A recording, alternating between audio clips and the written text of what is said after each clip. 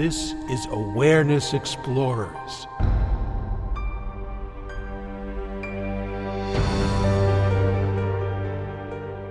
Welcome back, Explorers, to Awareness Explorers. Good to have you. I'm your co-host, Jonathan Robinson, and I'm with my friend and co-host, Brian Tom O'Connor. And I was surprised to see that we'd never really done a full episode on the pros and cons of gurus and everything gurus represent. So a little bit before our 200th episode, we're going to dive in. And full disclosure, I lived with a spiritual teacher for over 20 years. So I have that experience, and I've also visited a lot of gurus in India. And Brian, your experience with gurus is what? I don't think I have any experience with gurus. I certainly have interacted with people I call spiritual teachers, but for some reason in my mind, I don't think of them as gurus, although that may just be a matter of definition. Well, I think it's good to define it because there is a kind of a continuum between what could be called a spiritual friend, and then a spiritual teacher, and then even a guru. And the way Ram Dass defined a guru and a teacher was, he said, a teacher points the way and a guru is the way. So somebody like, I don't know, Sai Baba or Neem Karoli Baba, or Amaji, they in a certain way are the way. Or Jesus, that you're looking to them not to point the way, just in your interaction with them and connection with them, they are doing something to you spiritually. But there's spiritual friends and spiritual teachers that are somewhat pointing us, but that is quite different than the traditional guru model.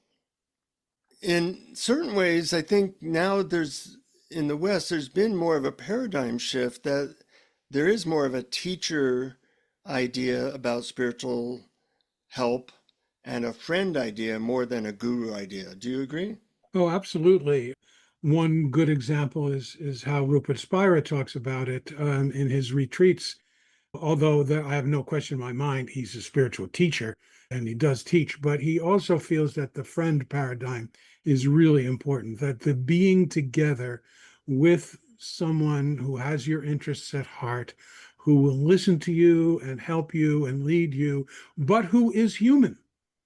Yeah. Is a paradigm that he actually talks about a lot. As a matter of fact, one of my favorite quotes of him, he said, "The final disappointment is the teacher." Uh-huh. When we realize that the person that we have put on a pedestal and thought was perfect and ideal is as human as the rest of us, it is a very important step in our spiritual awakening. Yeah, and can be very problematic for some people. Sure, disillusionment is difficult to handle. Yeah. I was mentioning before this episode a movie called Kumare, Kumare, I believe, in which a Indian man decides that he wants to do a documentary about pretending to be a guru. So he takes on all the trappings and he gets students, and it's a fascinating movie. I highly recommend it. And what happens is a little bit surprising at the end. So I recommend seeing what that is like. And it is a true documentary too, and very entertaining. But let's talk about what are some of the downsides of having a guru, and then we'll talk about some of the upsides as well. What do you see as a couple of the downsides? Well, there's cult-like behavior. It's so easy to fall into when, especially with your alarming definition that the guru is the way. When people drop all their own discernments and say whatever goes, that guru, right or wrong, is I think extremely dangerous. I mean, there could be a good side to it as well. In other words, surrender, but I much prefer surrender to the universe, or if you will, to God's will. If you want to speak of it in religious language, then surrender to another human. Yeah, whenever you uh, suggest that a human is always right, as most gurus suggest, Mhm. then that's a problem. I remember I was dating a woman many years ago, and she had a guru who was in the traditional form, a Indian man, famous, and he told her to leave me. We had been dating for 2 years, maybe 3 years, and we're toying with the idea of getting married. He told her to leave me and marry a person in her Sangha, another one of his students. And she did. Hmm, And that marriage ended up being terrible. hmm. And I was heartbroken, So anytime you have a human being claiming to be all knowing, that's going to be problematic, probably. Yeah. Also, there's a tendency towards sectarianism. There's a tendency to take the words and the metaphors and the language and the teachings of a guru as holy writ, as the truth, and all the others are wrong. I see this, and this is not only with gurus, this is with any field of spiritual teaching. If I go to a group where they're say, radical non-duality in the Tony Parsons vein, I always overhear people putting down other teachers like Rupert Spira. Whenever I go to a Rupert Spira, I might always overhear other people putting down the radical non-dualists. Yeah. And there is, and I get the same wonderful, joyous feeling when I go to both of them. Yeah, the only thing that unites all the world's religions is that they all think that they are the right one, the best, and all the Right, others are wrong. right. Yeah, That is a uniting factor. it is a uniting factor. Good point. But I've heard Tony Parsons himself say it's not about the words spoken, it's about the energy in the room. Yeah. And I've definitely felt, I've been to many, many spiritual teachers, and I've definitely felt energy in the room. And sometimes it's very similar between two opposing camps. Absolutely, yeah. And when you have a guru, that tends to be even more turbocharged sometimes, that the devotion to the guru leads to losing one's rational discernment and bigger picture to Mhm. focus fully on one's bhakti or love or devotion to this one person. Yeah, So absolutely. that can be a problem. Yeah, and another problem is sort of your um, is dependency or your lack of being able to discern for yourself what works for you in your inner world. And the teachers that I perceive as genuine will always say, "Don't believe what I say. Look inside, see for yourself." You know, and to me, that's very important. And if that's a distinction between teacher and guru, then I'm on the teacher side. Yeah. Well, my teacher, I called him a teacher, I didn't call him a guru, would say stuff like that. Look to yourself, look to your own experience. The problem is that when there's, a lot of students who look at that person as, like a amazing or a perfect being, and my teacher was, it's very hard to then look to yourself for discernment. It's like, trying to find a quiet place in a tornado. And eventually I left so that I could get better at discerning my own wisdom and truth versus what he said, even though he would say, hey, don't take my word for it, look to your own experience. It was still very hard to do that in a group that was devoted to one person. Yes, yes, I can see how that is. And interestingly enough, it might be the reason why I have many people that I consider my teachers, but I've never joined the community. I've never just said, okay, I'm going to give up seeing any other teachers. I'm going to join this community. I'm going to identify as a follower of so and so. And so I guess lucky for me, I may have escaped that, even though I learned so much from all of these teachers. Yeah, yeah. Well, it's definitely one of the things my teacher said is you can have different relationships with him. It could be as like a friend, like a kind of advisor.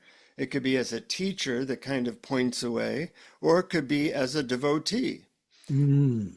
And he was okay with any of those, but he said uh, being a devotee has a potentially high benefit, but very high risk.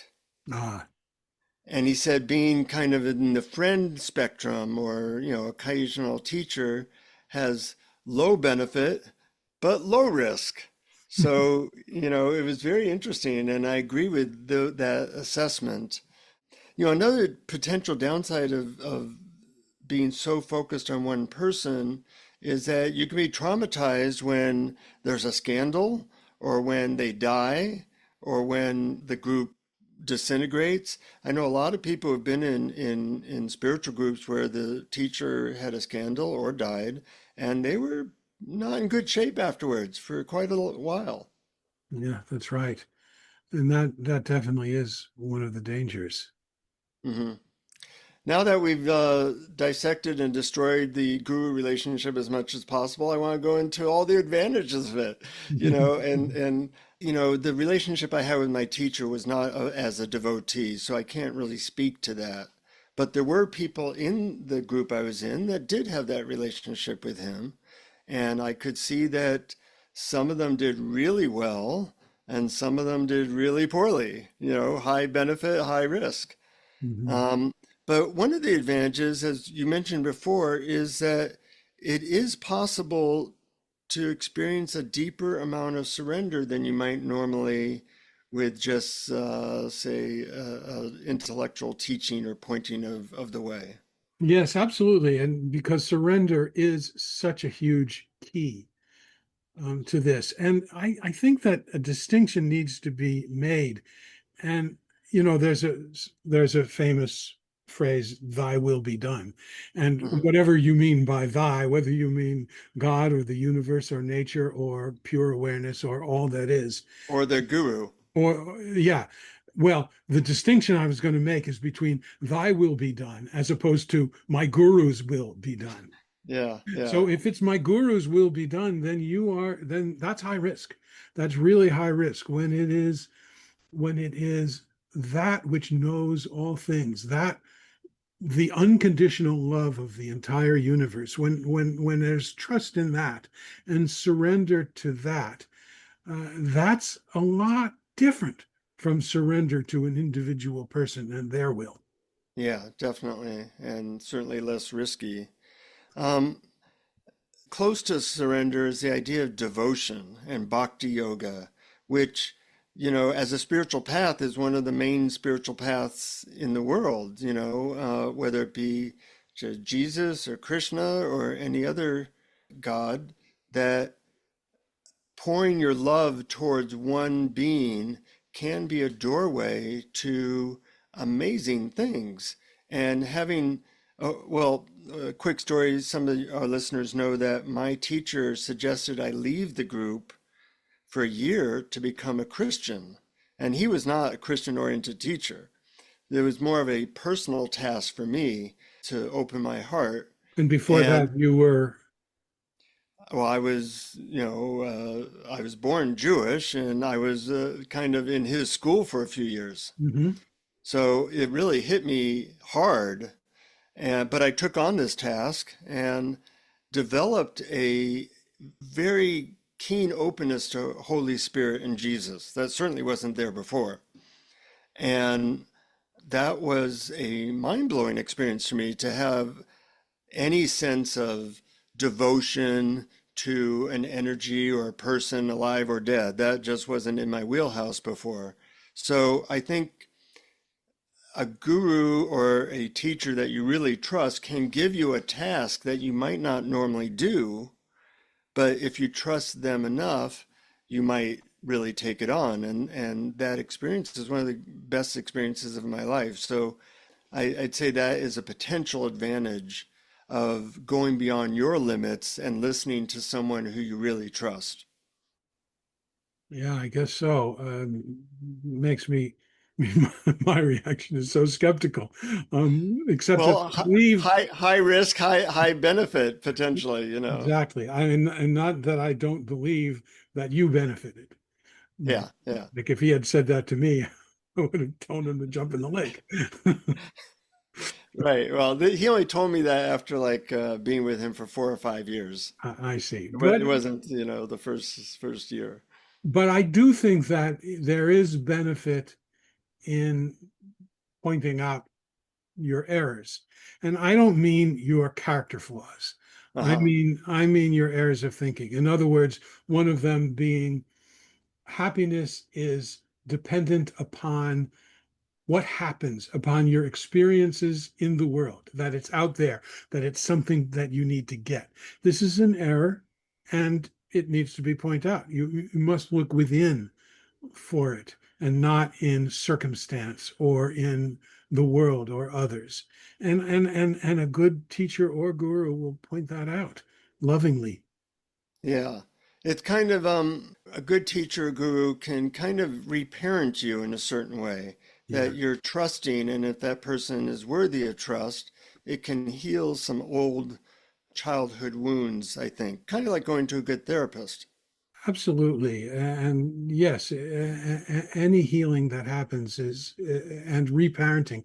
I really do like that phrase, unless, of course, it has its own risks.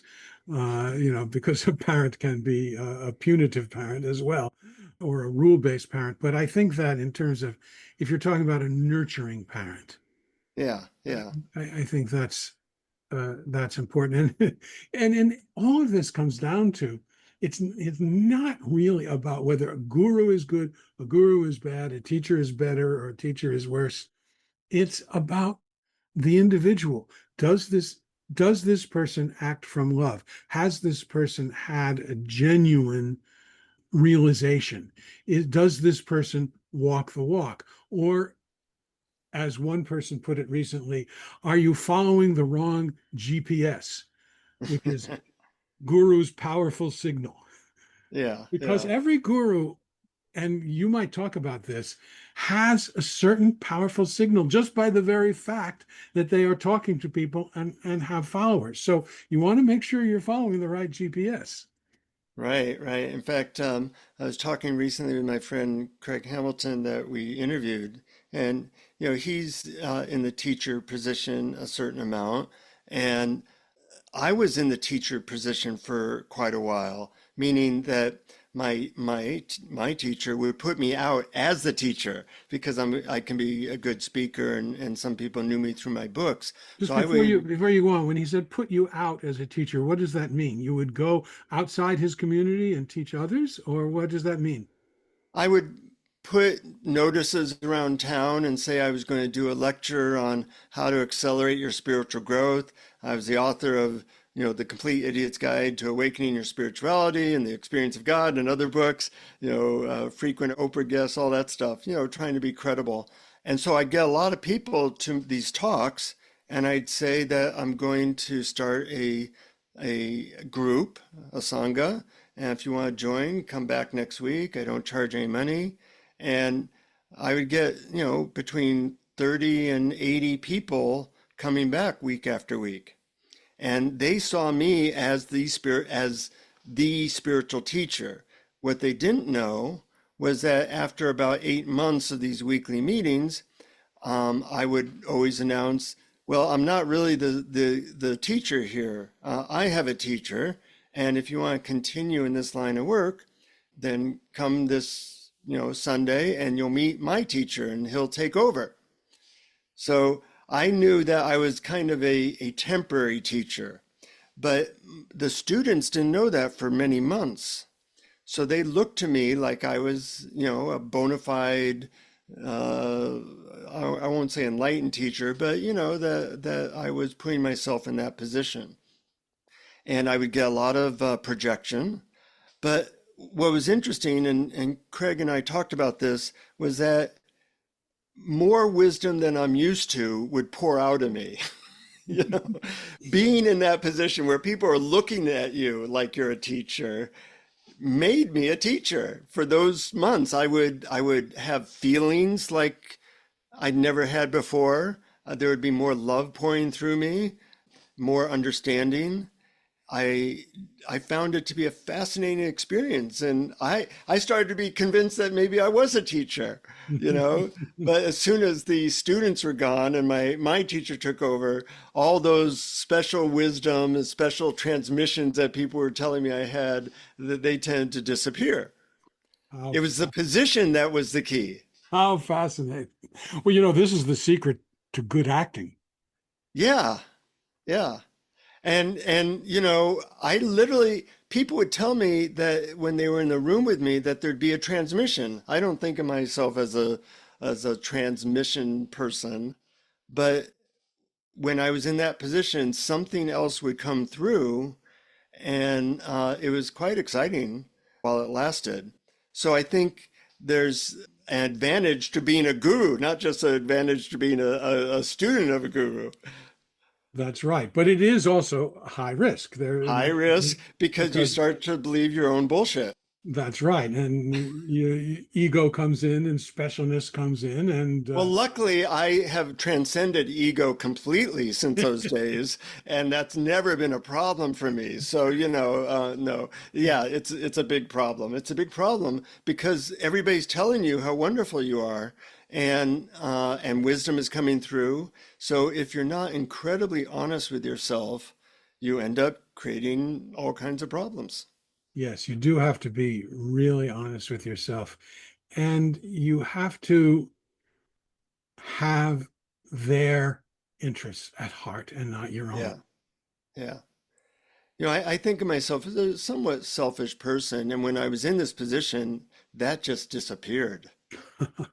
It was amazing. Like even my wife said, "Wow, you're just like thinking about other people and helping them all the time." And Mhm. yeah, that Yeah. was happening a lot more than usual for sure. Another advantage of say gurus or even communities around a teacher is that sense of community that Ram Dass has that phrase, we're all just walking each other home. And when you have a clear church or synagogue or community or sangha, and you form connections with people based on the students that that teacher has assembled, that can be incredibly helpful. I totally agree with that. But I think that can happen whether it's a guru by Ram Dass's definition or not. And I've certainly experienced it. I remember there was a time when many non-dual teachers would regularly come to New York, and there was Yeah, a website you could go to, and they would all come, and they would come to the same few venues, and there would be weekly someone you could go and listen to, and the same crowds would go around, and you would get to know them and be friends right. with them. And that for some reason dried up, and I missed that sense of community. I mean, I still feel the sense of community, and I co-host a meetup, and the people that come regularly are just some of the most lovely and wise people you could ever want to interact with, and so I feel a sense of community with them. And Uh, I think you co-host a podcast, if I'm not mistaken. That's right, and the community that's built up. But unfortunately, with the podcast, it's not an ongoing community. We don't talk to the people we interview over and over again, and see them every week. And all the people that listen to us aren't sitting in front of us adoring us, which I miss terribly. No, actually, I'll tell you a funny story. I was at a week-long retreat for a teacher, and I am always surprised that people come up and they would hear my voice, and they tell me how much they appreciate the podcast. And it was a new experience because normally you don't get that from podcasts in person. So it made me feel very responsible. Like we better put out good stuff because there's a lot of people listening, and I really appreciated that feedback, and that felt good. And luckily, we spare ourselves of having to deal with that weekly or daily of people looking up to us, because I'm afraid that that would not go well in my case. Well, sure, that's certainly something to be careful of. Humility is a good trait to have, but it's Yeah. also good to feel good about doing something good. There's Yeah, in nothing moderation, in it moderation. fits. Yeah. But the one other point I wanted to make about that time in New York that I was talking about was that these were various teachers. These were not Yeah. people that followed only one teacher. It was a community that went to whoever teacher came to New York. Right. So it wasn't actually guru based. It was probably non-duality based or It was something like that. non-duality based. Yeah. Many of the teteachers were in the lineage of Ramana Maharshi and Papaji, Hmm. etc.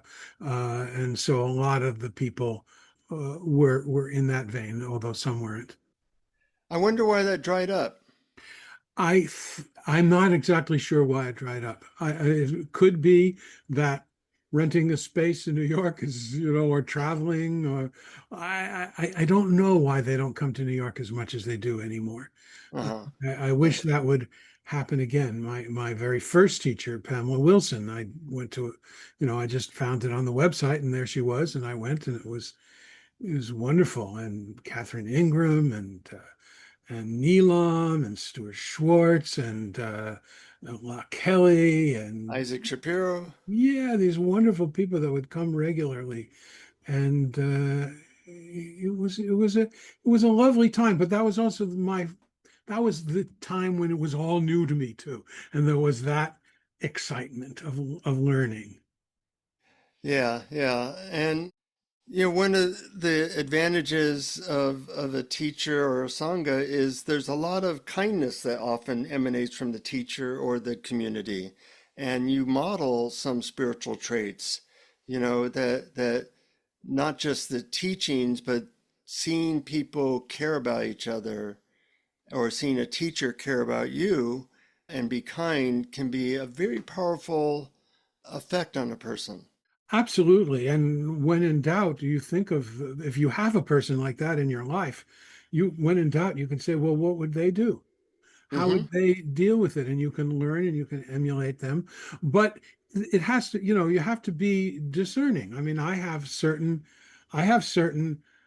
criteria that I use about a teacher, whether I think that they're someone to learn from or not. They have to be unpretentious. They have to be kind and loving. They have to walk the walk. They have to have humor, and they have to have that certain, there's a sparkle or a glow in their eyes that I can detect that tells me that their inner world is connected to joy. Mm-hmm. Although, something that's interesting with my teacher, Justin, who I haven't been with for a number of years, he was rather confrontive. He would speak very bluntly to people. And at the same time, he was very wise, very kind. He didn't charge any money, all these things which were great traits about him. But the fact that he would, tell people very bluntly what he thought was something they needed to work on, that turned a lot of people off. So I got to see that you could have a criteria for a teacher that would eliminate you, which maybe shouldn't have been eliminated. And there are different traits that teachers can have. I remember I went to a thing with a friend, and the teacher was a female. And he says, if it's a woman, couldn't possibly be a teacher. Oh my You gosh. know, so it's a tricky area, to know. I once actually had a conversation with Muktananda, if you remember him. Oh yeah. That was way back around 1979 or something. And he was considered, a really powerful teacher, which he was. He was a very powerful presence. I asked him, how can you know the real teacher? And his response was short but good. He said, by becoming a real student. Well, that sounds like a double-edged sword to It me. is a double-edged sword, definitely. Yeah, yeah. But when you talk about love and the criterion of whether that person is loving, I think that you can expand your definition of love to include tough love. Right, hopefully. And expand your definition of a teacher to include the females of the race, Oh, of the species. absolutely. Oh my gosh, some of the best teachers are women. Absolutely. One other category there's the spiritual friend, the teacher, the guru. I want to include the category of transmission teachers. And we've had some of them on the show, like Gareth Digum, Eva Mueller. They mostly send energy to you, so to speak. I mean, I don't know how it happens. And you know these teachers, and they might give a teaching or they might not. But they don't play being a guru, although their energy is very palpable and they can have quite an effect on you. And I think that's a whole new category of teachers separating them being a guru and just like giving transmissions in a more impersonal way. Yeah, that's a very interesting topic and one that I was skeptical about for a long time. But you and I have talked a lot about it, and I think that you mentioned, or I can't remember whether you told me that Adyashanti said it, or I came across this separately, that he said transmission is happening all the time. Yeah, I just did say that. Uh-huh. And I discovered that there is another way of looking at it, which is that transmission is there to be transmitted like radio waves in particular frequencies are there in the air, but you Hmm. tune your dial to a certain frequency in order to receive it. And there's something about a good teacher that helps you turn that dial to the frequency that you can allow that transmission of love or wisdom or whatever that's out there to come in. So I'm less skeptical of it myself, although I still, just by personal preference, prefer the teachers whose role they see as turning your attention inward to look inside, as opposed to getting something from out there. But Yeah, that's yeah. that's my preference. And different strokes for different folks, different needs at different times. So you have to find what works for you. I By remember, the way, but that said, I've spent time with Gareth, not in person, but online with Gareth and Eva. And I love them both, and I have a yeah, great time. And I yeah. feel, so whatever. I remember a conversation I had with Gareth while I was on retreat with him. He was talking about a teacher he had that was a transmission teacher. And he didn't have the idea that this person needs to be moral or in any way follow what he does. Because he said he ate the worst food. He'd swallow Twinkies all day and he would do immoral things. But the energy was so intense that he would just be around him. And he said, "Well, I'm here for the energy. I'm not here to follow this guy who seemingly would do all kinds of unusual things." And that's a whole interesting experience. That's very interesting, and I actually equate that to art. A Hmm. lot of really great art, which is deeply nourishing, is Yeah, created by horrible people. right. But when you think that when you if you look at it this way, that the art is coming through them, that they are a vehicle for the art, that it is coming from the universe through these particular people who have these particular talents to you, and you realize that the awfulness of that person's life, maybe that's the sacrifice they have to make to bring this wonderful art to us. I have less of a moralistic attitude that I can't appreciate the music of, say, Wagner, who was a Nazi sympathizer, for example. I mean, that's a, Right. or other artists who, were alcoholic womanizers and, terrible people. And yet, and yet, there's something that opens my heart about their art. Can't Yeah. explain it. And I've been able to appreciate certain gurus like Sai Baba that had pretty severe scandals. Other ones that, oh well, I'm gonna appreciate the energy. Take my old teacher Justin used to say, take what you can and leave the rest.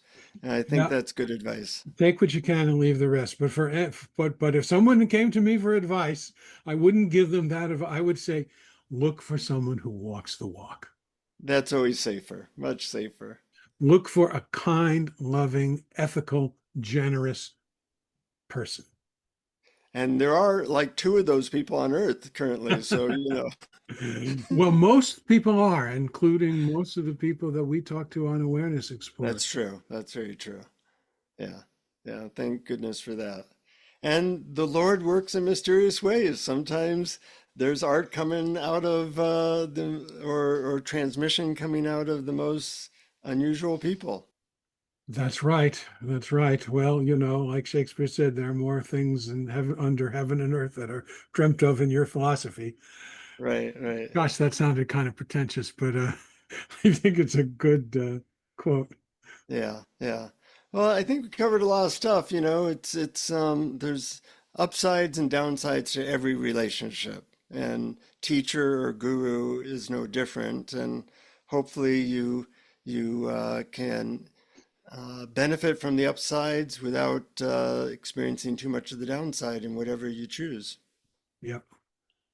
But there's also an inner guru in each of us. Aha. And that leads us to the meditation today. I thought I That sensed a segue.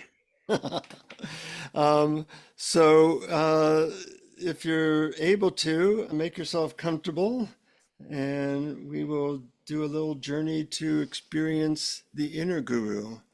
And to prepare you for this connection, I'd like you to come up with a question that you'd like to ask your inner guru.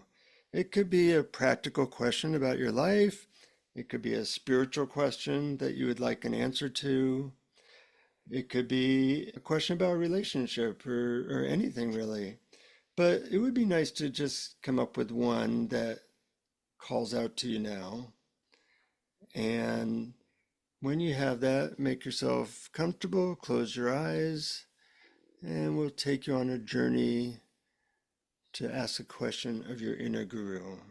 So begin by taking a very deep breath and letting it out with a sigh.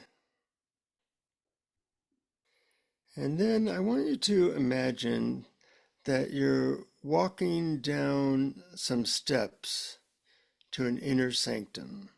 And with each step you take, your body will become more relaxed and your mind can become more at ease. So taking a step down from 10 to 9, down these steps to within, you notice your lower legs. If there's any tension there, you can kind of relax them, let them go. Taking a step down to 8, your upper legs relaxed, at ease. Taking a step down to 7, you feel your butt on the chair or couch or wherever, all those muscles unwinding, becoming more and more relaxed. 6, taking another step down, your stomach area, where we often hold tension, and lower back. You feel like you're entering slowly into like a warm, relaxing hot tub or bath. You take a step down to 5, your upper back, upper chest. You notice any tightness there, and as you do, you breathe into it and relax. 4, you feel your arms. Feel the warmth or whatever sensations you feel in your arms. Notice any tight muscles and let them go. 3, taking a step down, you let your shoulders, where we often hold tension, relax as much as possible, as best you can. 2, your neck, your jaw, also where we hold a lot of tension, expanding, relaxing, letting go. 1, the rest of your face, feeling like it's melting into a warm, comforting pool of energy.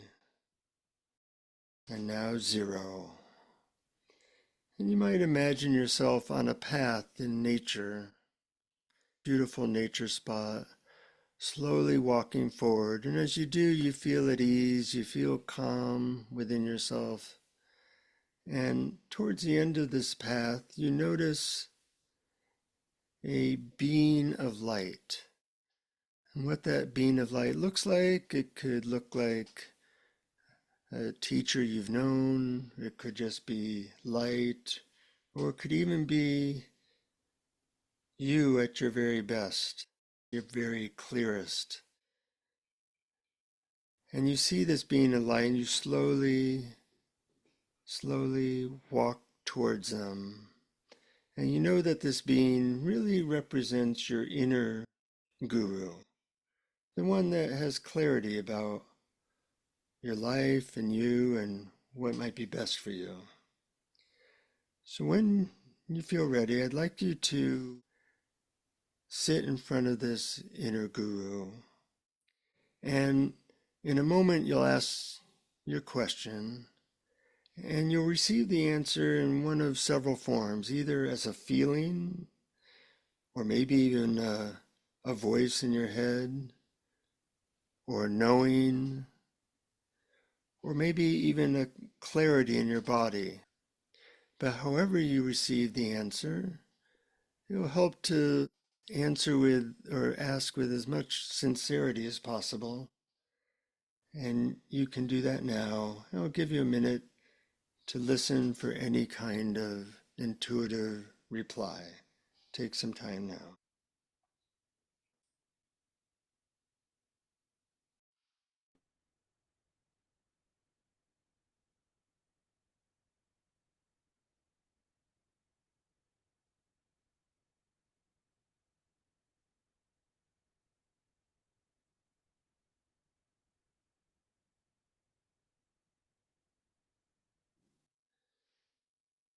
Listen for any intuitive knowing, feeling, or voice.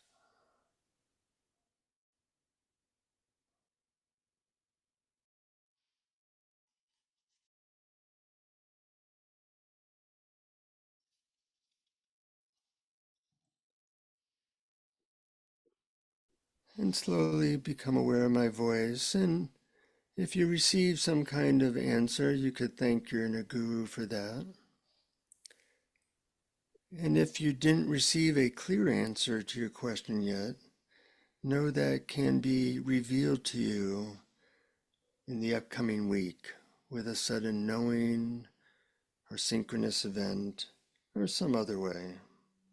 That the inner guru is always trying to reach you. And the more you ask it questions, it can show you the answers in its answers or in your life. And you can develop a relationship with this inner guru and use it for guidance. And each time you do, it becomes easier to connect and understand its wisdom. In a moment, I'm going to bring you back up those stairs to full wakefulness. When you reach the top of the stairs, you'll feel relaxed, good, and fully awake and grateful. 1, 2, 3. Moving up the stairs. 4, 5, 6. Remembering everything that's happened, feeling good. 7, 8, 9. And you can take a deep breath. Take your time at 10. Slowly open your eyes and enjoy your day. Welcome back, Brian. Thank you. Thank you for that. I thought that was really terrific and so useful. Good. I hope you got some useful answer or clarity. And that's something that is good to do so we realize that we have this wisdom within us and it just needs to be accessed. Yeah, it's so true. And I did. I did. I'm not going to say what it was, like a birthday wish when you blow out the candles. I Yeah, would no, keep it I to get that. myself, Yeah. I but it worked lovely. It was wonderful. Great. And if people want to support us, they can do that at patreon.com/awareness explorers. And we send you a bunch of free stuff for any level of support. And we appreciate it too. So hope that is something that we can support you with. Any last words? Yeah, just that this has been really fun, just freely talking about this with you. So Yeah. thanks so much.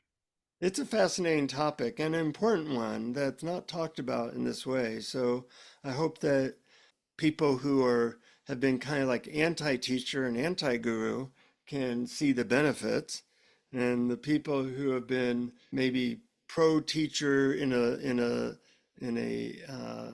maybe too enthusiastic way and have maybe lost some discernment will realize that there's some things to be aware of so that you don't run into trouble.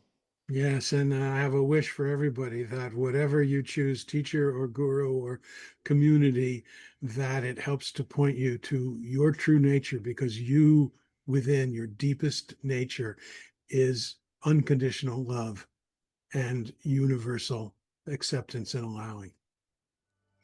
Good words to end a podcast by. So till next time, friends, keep exploring. Keep exploring. Thank you for listening to Awareness Explorers. To learn more, you can check out our website at awarenessexplorers.com. Please subscribe to our podcast on your favorite podcast app. We'd love it if you would post a review. And please share our link with family and friends, because knowing yourself as awareness is the greatest gift you can give yourself or someone you love.